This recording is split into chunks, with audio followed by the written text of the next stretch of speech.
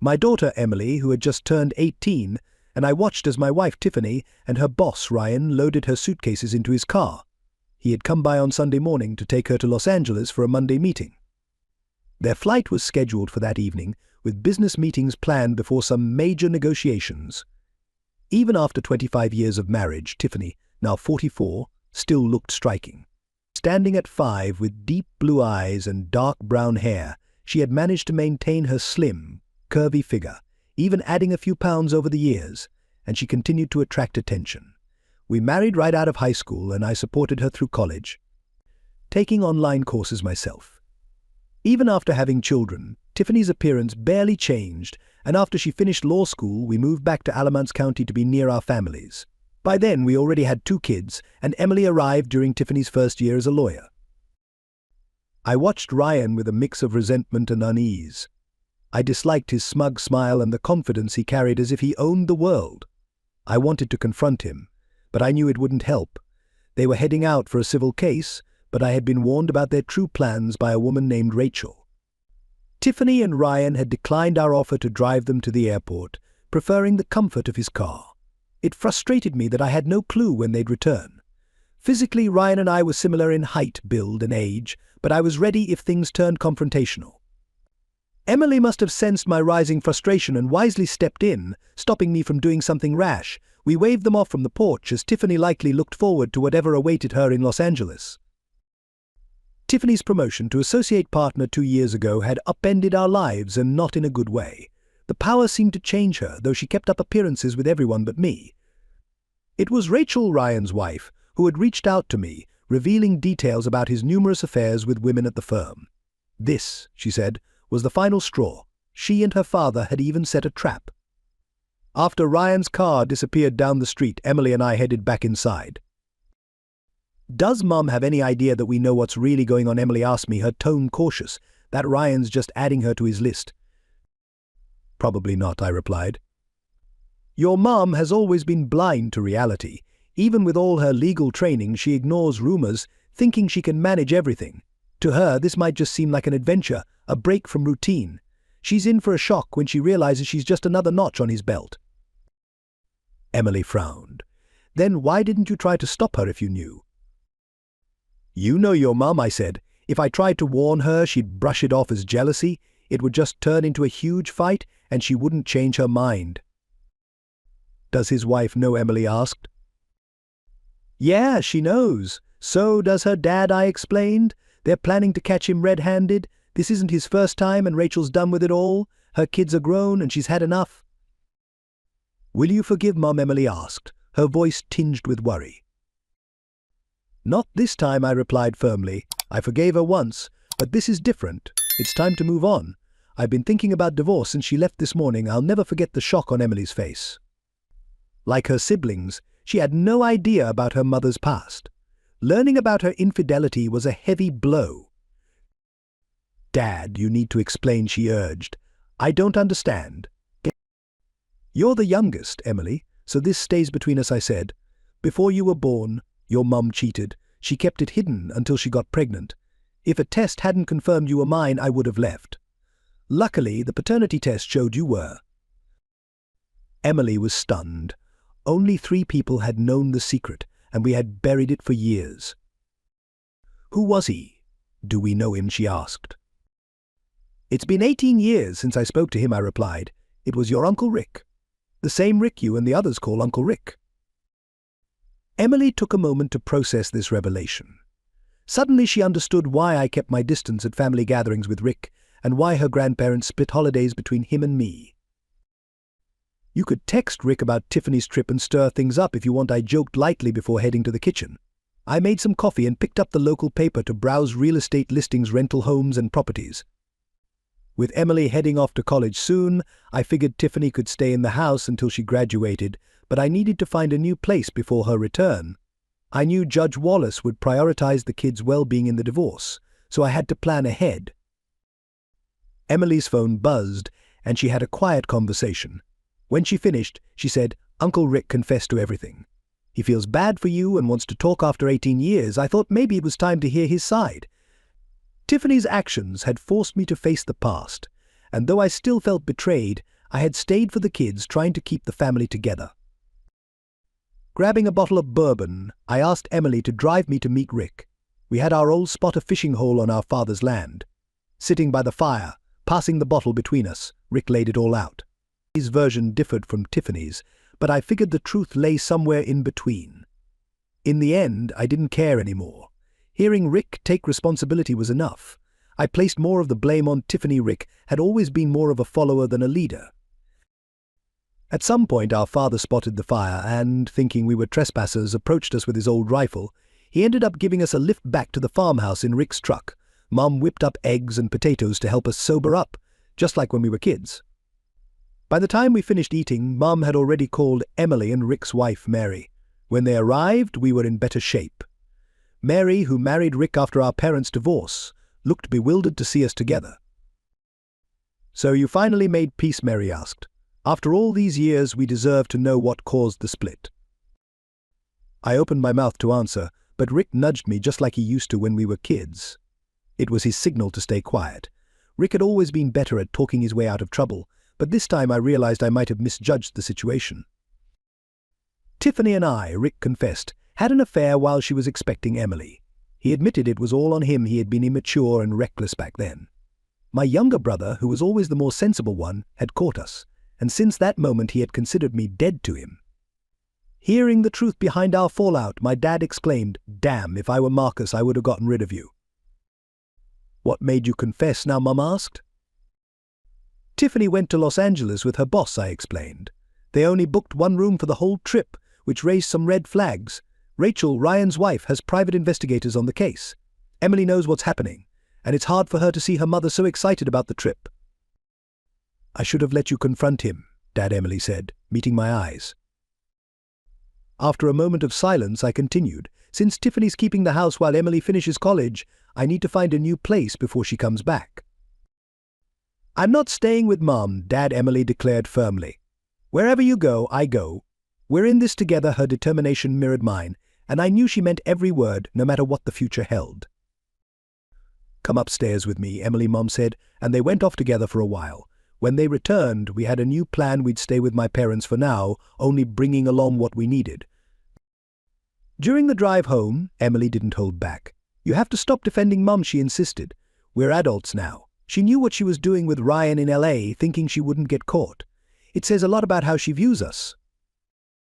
When we got home that Monday night, we began moving our belongings, each of us taking what mattered most: my rocking chair, her makeup table, the TV. Tiffany kept updating us throughout the week, though our progress was slow. Then, on Thursday, Rachel called and suggested we meet at a nearby restaurant, Jack's Roadhouse, around 8 p.m. I arrived in my work clothes, minus the tie, and recognized Rachel by her white scarf. When I introduced myself, I was surprised by her appearance. She was younger than I had expected, perhaps 10 years my junior, with long blonde hair and soft blue eyes. She dressed simply, which made sense once she told me she was a kindergarten teacher. I, as an HR manager at a nursing home, was dressed more formally.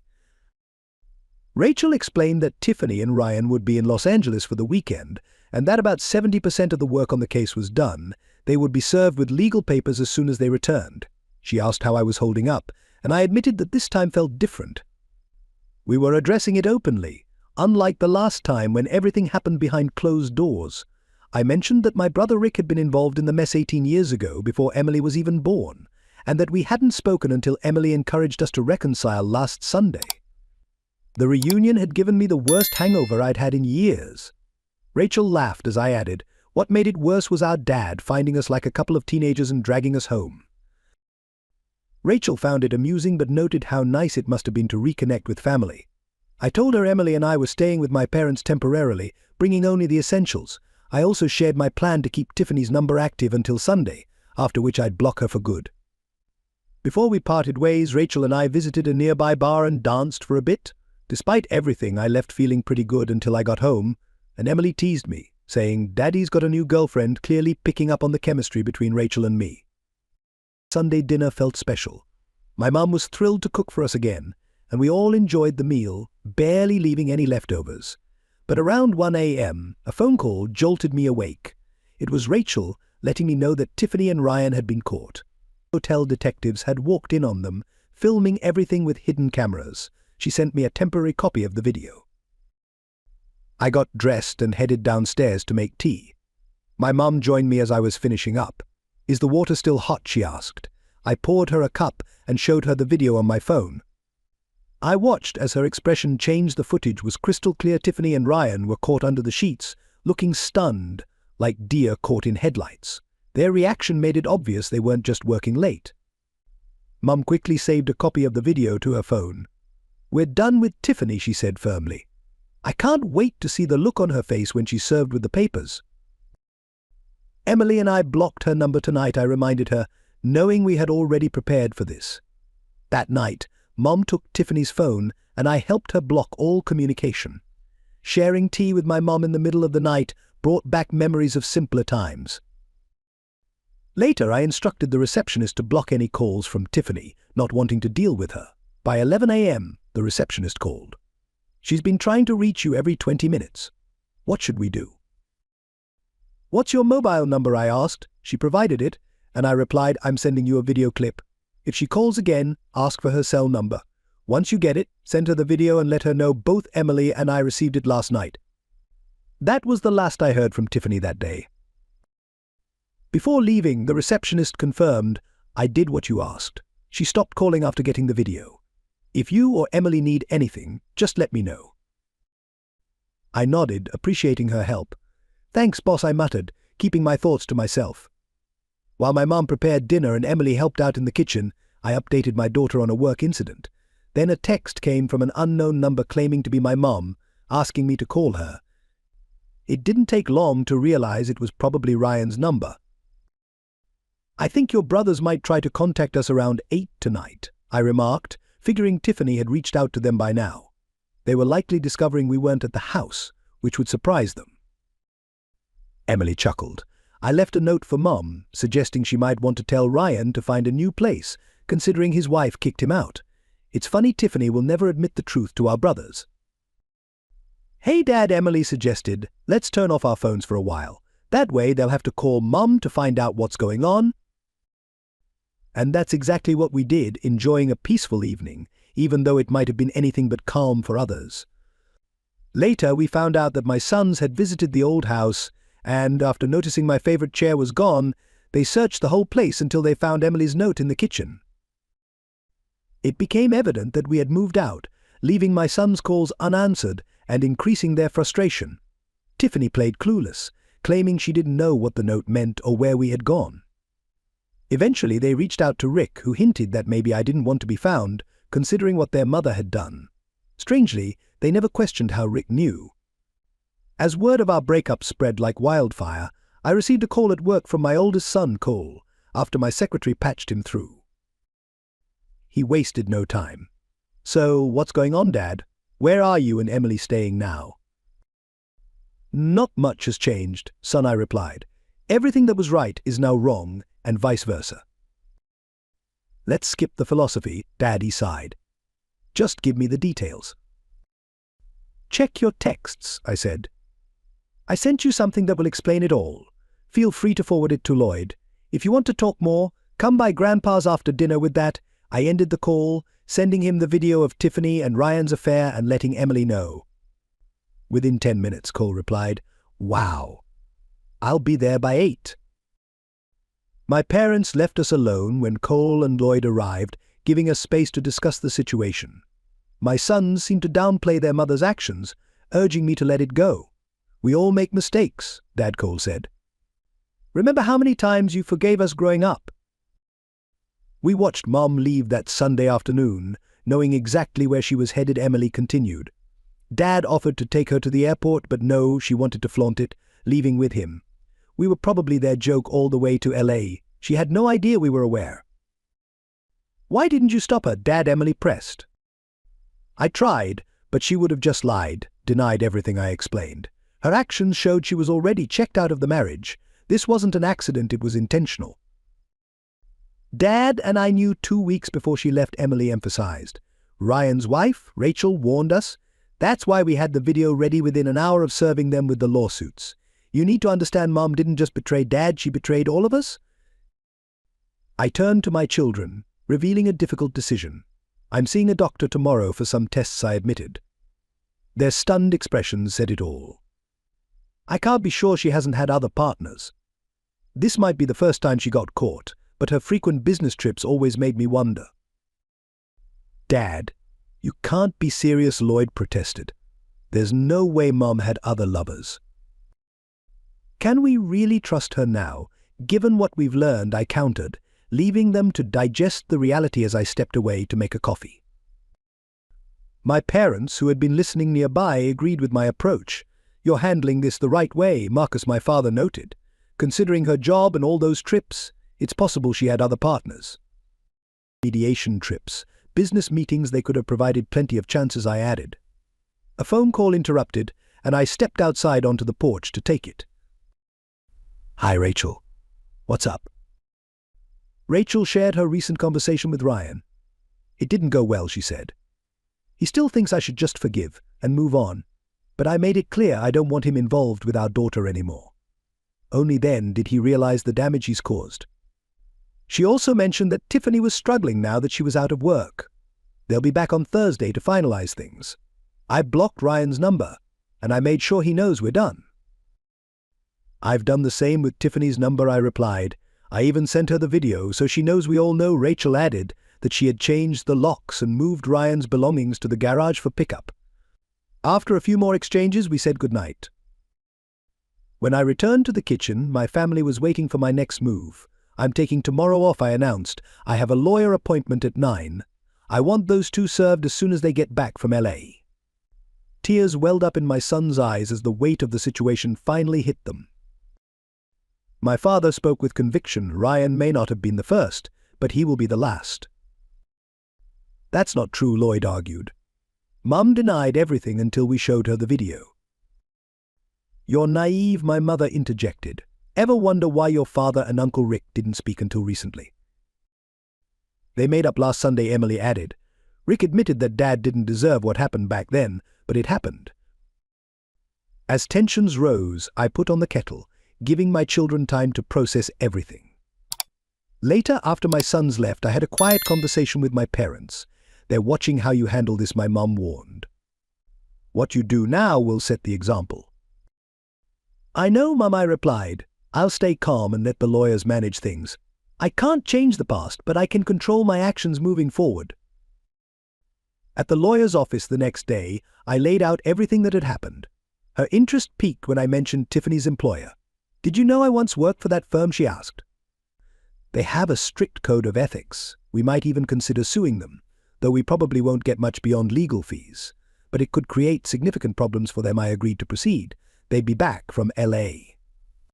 On Thursday, taking the earliest flight out of St. Louis. After paying her fee, she seemed eager to take on the case. Later, at the doctor's office, my family doctor was surprised by my request for STD tests, but he agreed it was wise given the circumstances.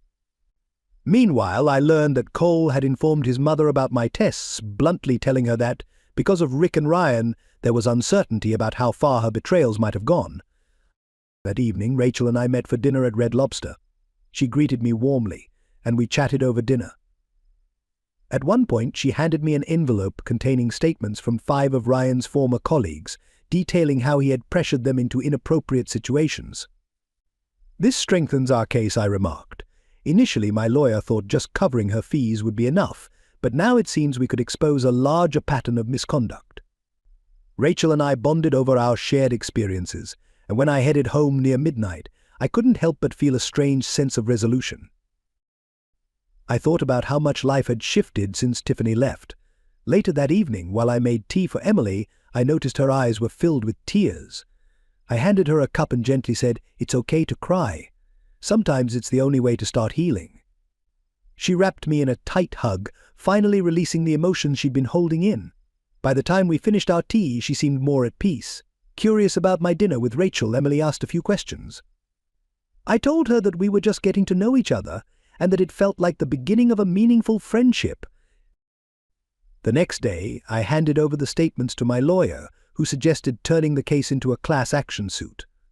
I agreed, hoping it would hold people more accountable. Later, I heard that Tiffany and Ryan's return wasn't smooth, even though they managed a settlement. Their actions had made the news, overshadowing any sense of triumph. On my way home, I withdrew some money and handed $1,000 to my mom, who gave me that knowing look only mothers can. It's to help with the extra costs while Emily and I stay here, I explained. It would have cost me a lot more somewhere else.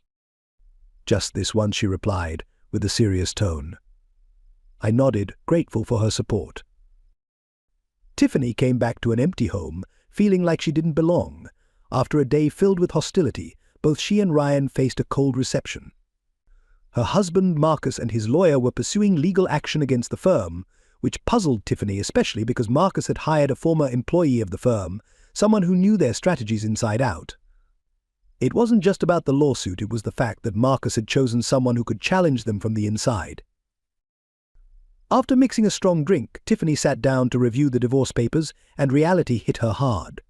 Marcus and Emily had known all about her and Ryan's plans before they left for Los Angeles. Now, she had to face the end of her marriage. Feeling remorseful, she texted Marcus and Emily, realizing the damage was beyond repair. She hoped to stall for time, thinking that if Marcus calmed down, they might have a conversation.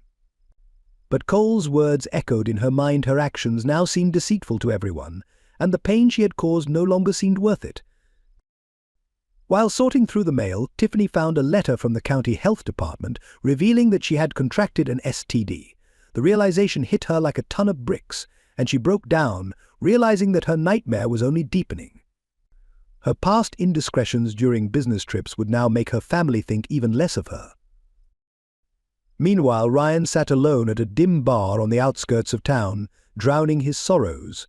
Rachel had filed for divorce, and as he mulled over everything, he didn't notice the man who took a seat beside him.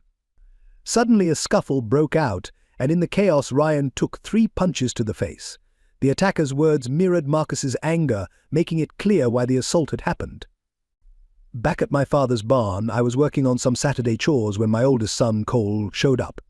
His stubborn determination was evident as he insisted that I should take Tiffany back, arguing that it would restore peace to the family, despite everything she had done. I saw there was no point in arguing, so I let him vent until he ran out of steam.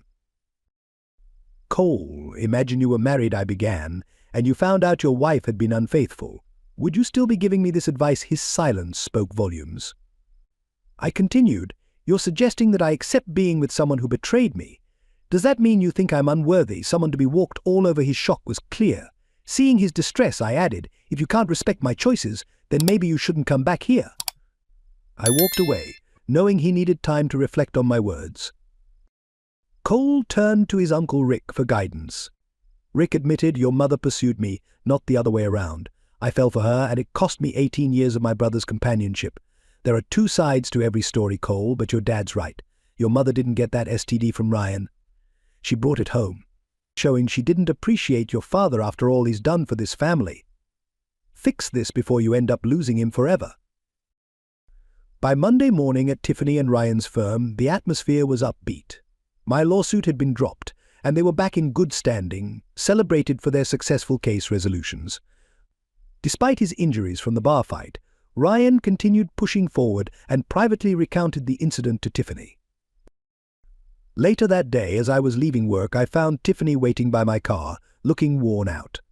Back off, Tiffany, she snapped. Ryan's got enough problems thanks to your little revenge scheme. I don't know what you're talking about, I replied calmly. He was jumped, she insisted. The guy said he was your friend and that we deserved it. I couldn't hold back my laugh. After collecting myself, I said, if I knew who did it, I'd buy them a bottle of whiskey. Your lover got off easy. If it had been me, he wouldn't be walking away. Just then, I received a frantic text from Rachel, asking me to come over immediately. I quickly told Tiffany, get a lawyer and finalized the divorce, then drove off, done with her lies and manipulations. At Rachel's place, she looked distressed. What happened? I asked. One of your dad's friends punched Ryan and used your name, she explained. I couldn't hide my grin, which made Rachel crack a small smile. Aren't you upset? She asked. Nope, I replied. I just wish I knew where to send a bottle of whiskey as a thank you. Rachel chuckled. and I hugged her briefly before she surprised me with a kiss on the cheek. "They're waiting inside to talk to you," she said, leading me into the kitchen, her hand still in mine. Her daughters, Lucia and Lisa, peeked out from their room, and I gave them a playful wink, which they returned. Rachel's father, a tall, imposing figure, greeted me with a nod. I shook his hand, saying, if I could, I'd send you a big bottle of whiskey to show my appreciation. He accepted the handshake, offering advice. "Think carefully before doing anything rash. My dad's advice saved me from trouble when I was your age." With the tension eased, formal introductions followed, and soon Rachel's father left with his grandson, leaving me with Rachel and her daughters. The girls eagerly introduced themselves and mentioned their favorite restaurant, an all-you-can-eat pizza place called Papados. Kneeling down to their level, I asked, "How about I take you and your mum out for dinner there?" They excitedly agreed, probably swayed by my casual approach. "Just give me a moment to call my mum and let her know I won't be home for dinner," I said with a smile. At the restaurant, Rachel's colleagues waved at her as she got more pizza. Meanwhile, Lucia looked up at me with wide eyes and asked, "Are you Mum's boyfriend?" I smiled and replied, "I'm just a guy, a friend of your Mum's." "Did you go on a date?" Lisa asked, pressing for details. "Not yet, but I have to get approval from some very important people first," I teased. "Who?" Lisa asked with curiosity. "From you and your sister," I said, which made them giggle. They laughed and replied, "You can go because Mum already says she likes you." By the time Rachel returned with more food, everyone was in high spirits. Lisa asked me to get her dessert, and after finishing up at the restaurant, I thanked them at their front door. The girls quickly ran inside, ready for bed. Feeling a bit awkward, I prepared to say goodnight, but Rachel called me back as I was stepping down. She leaned in and kissed me, and I responded naturally. "My daughter said you were planning to ask me out," Rachel revealed with a grin. "Lucia got that part wrong," I explained, "but I did think about it while you were busy with your coworker. We sat together on the porch, chatting like teenagers about our feelings and what the future might hold." As September drew to a close, we made plans to take the girls to the town fair the following Saturday, agreeing to decide on our next steps afterward. It was almost 10 p.m. when I arrived back at my parents' farm. As soon as I walked in, Emily noticed my cheerful expression. "Looks like someone's in a great mood," she commented. "Must have been quite the meeting." I caught up with my parents and Emily, sharing the day's events. My dad found it amusing that Tiffany had asked me to stay away from Ryan. That Friday, my lawyer filed a new lawsuit against the firm, targeting senior partners along with 16 women. The claims were delivered directly to the partners' homes, leading to 3 being barred from returning by their spouses. Linda O'Neill, my attorney, was thorough in gathering information, even discovering the identity of Tiffany's divorce lawyer. Mom even emailed Tiffany's relatives, informing them about how Tiffany and Ryan were served and mentioning my STD diagnosis. As I got ready to pick up Rachel and the kids for the fair, Emily remarked, "You're really into Rachel, aren't you, Dad?" I nodded, admitting, since the divorce started, most of the friends your mom and I shared drifted away. Rachel and I connected over shared experiences, and that makes it easier to trust her. I don't know where this will lead, but I'm open to finding out. "If you need any dating advice, just ask," Emily teased. "Just promise to introduce us properly before it gets serious." Later at the fair, I spent a full hour on the Ferris wheel with Rachel's daughters, who loved every minute of it. We enjoyed lots of food, with Lisa on my shoulders most of the time. We even bumped into Rick and his wife, Mary, who introduced their kids. The children quickly made friends, allowing us adults to chat. By 6 p.m., Rachel's girls were worn out. After we bathed and tucked them into bed, Rachel received a call from Ryan, who was back in the ER after another altercation. She assured him that it wasn't me, as I'd been at the fair with her and the kids all day. Ryan wasn't happy about it. I left Rachel's house around 9 p.m., knowing that things between us were steadily moving forward. The next day, I picked up Rachel and her daughters again, and we headed to Rick's house. The entire family was there, including Emily, who had brought a date. It was a significant moment, my first time in Rick's home since his wedding. Mary welcomed Rachel and her girls warmly, and they quickly became part of the gathering. But then Cole pulled me aside, looking troubled. "Dad, I messed up," he admitted. "I fell for Mum's manipulation. She tricked me, and Uncle Rick and my colleagues filled me in last week." "What did you learn from all this?" I asked, curious to hear his thoughts. "When it comes to family, sometimes it's best to keep your distance," Cole replied. "No matter how much you care, you might just make things worse. They need to figure things out in their own time." "You're right," I agreed, "but it's hard because we want to help. Your mum and I will talk someday, but not anytime soon, considering how she's been acting." Cole nodded.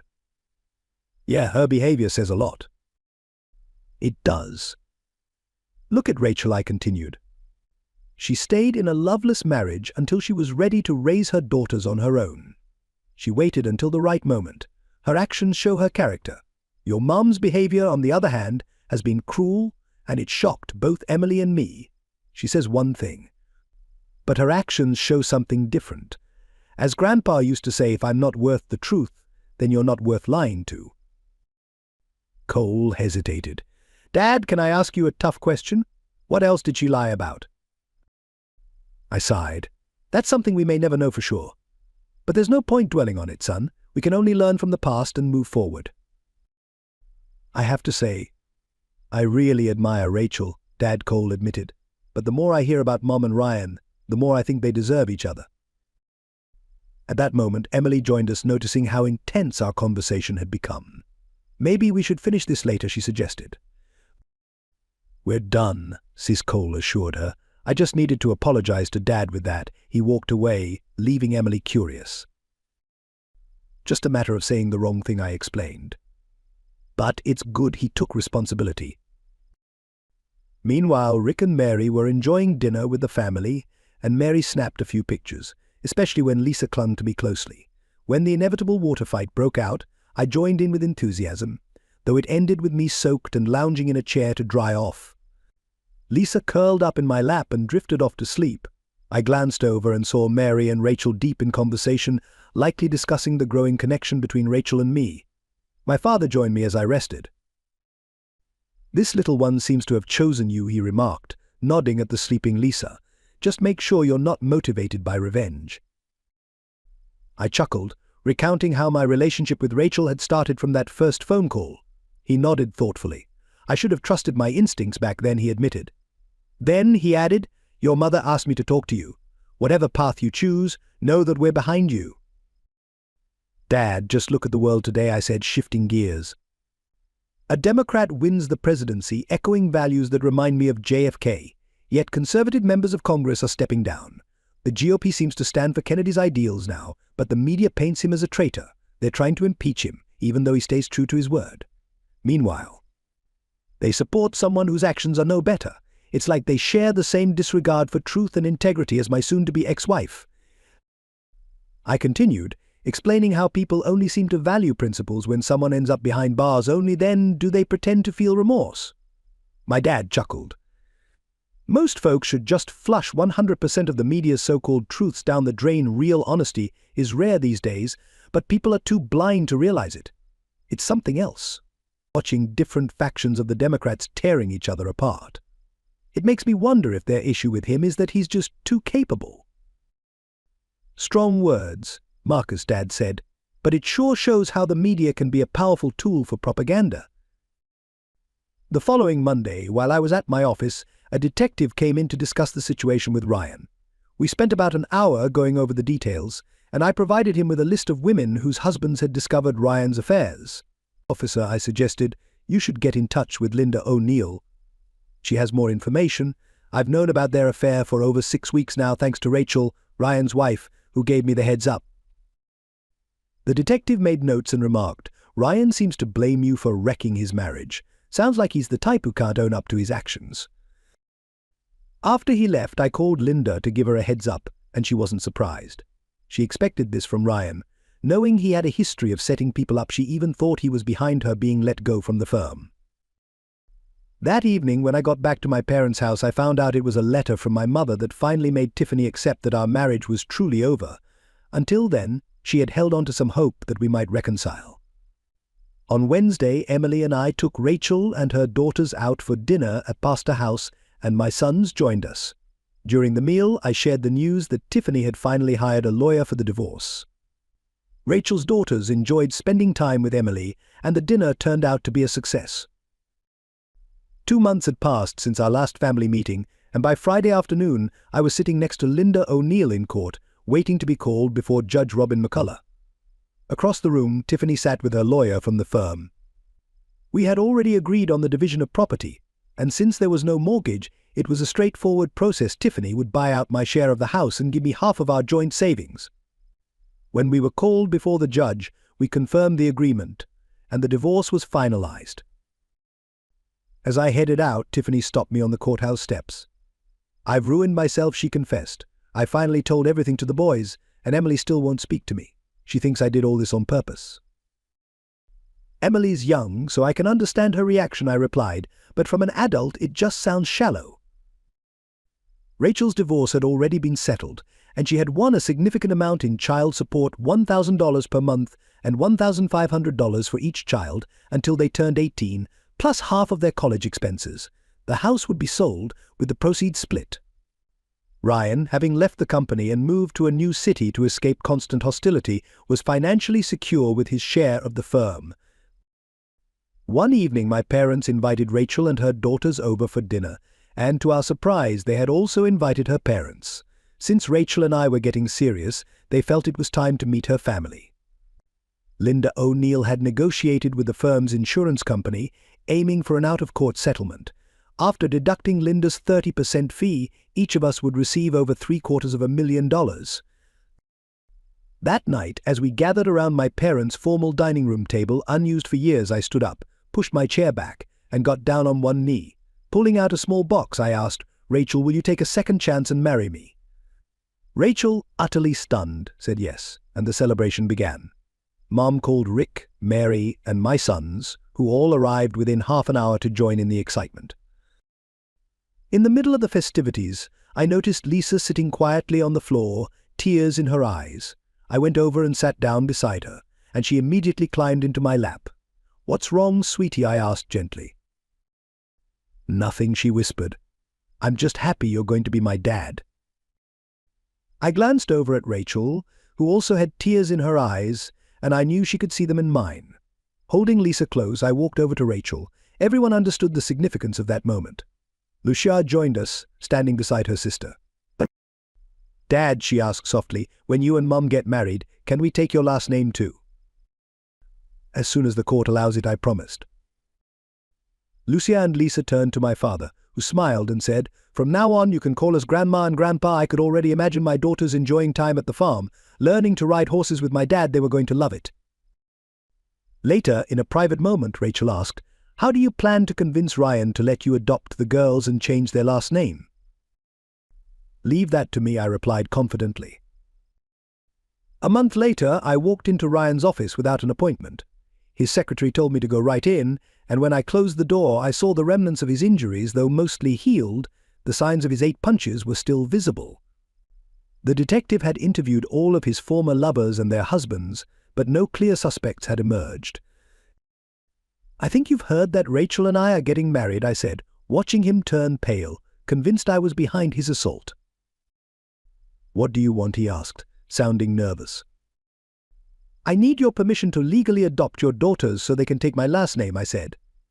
Lucia asked her mother and me if she and her sister could do that. "It needs to be official, acknowledging us both as their fathers." "And why should I agree to that?" he challenged. "Because if you do, I'll stay out of your life for good," I answered. "If you don't, well, you might be seeing a lot more of me." It took him half an hour to draft and sign the document. His secretary, who was also a notary, stamped it. I knew he didn't care much for the girls, as he hadn't seen them since leaving for Los Angeles. Later that day, I visited the school where Rachel worked. Since they didn't recognize me, I had to go through the office. When they called her class, she came down, surprised to see me. "Rachel, I made a promise to your daughters the day I proposed," I said, handing her an envelope. "I think this will help us fulfill that promise." She opened it, and as she read the document, tears welled up. "How did you manage this?" she asked. "Ryan still believes I'm responsible for him meeting those fists," I said with a smile. "I used that to our advantage. I thought we could make it official on our wedding day so Lucia and Lisa can legally take my last name. Emily had been right when I made a promise, especially to a child. I kept it. That afternoon, we met with Linda to finalize the adoption papers. It took just 20 minutes to prepare and file the documents in court. A week later, we learned that the adoption would be approved and the girls would officially become Walkers. We called a family meeting to announce that in 2 weeks, 6 days before Christmas, Rachel and I would get married and finalize the adoption. Lucia and Lisa were overjoyed, and my parents couldn't wait to welcome their new granddaughters. That night, as we sat by the fire, Lucia climbed onto my lap and said, "Thank you, Dad," for what I asked. "For loving us enough to keep your promise." I couldn't find the words, so I just held her close, feeling grateful for the new family we were creating together.